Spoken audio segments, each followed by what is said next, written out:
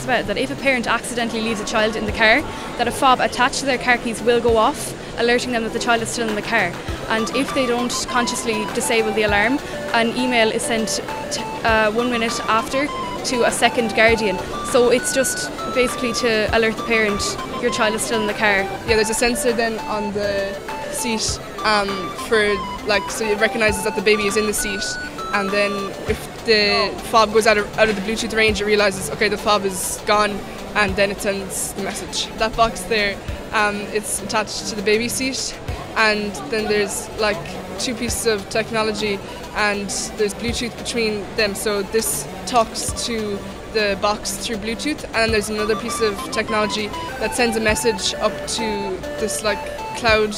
Yeah, no, we sent out a survey and almost 29% of people had said that they had left or would leave a child in the car, and on average 37 children die each year in America and 42 died last year, so it is a very high number. People don't realise how dangerous it actually is because the car heats up so fast, and like it doesn't even have to be 35 degrees outside. If it's 20 degrees, there's still a risk.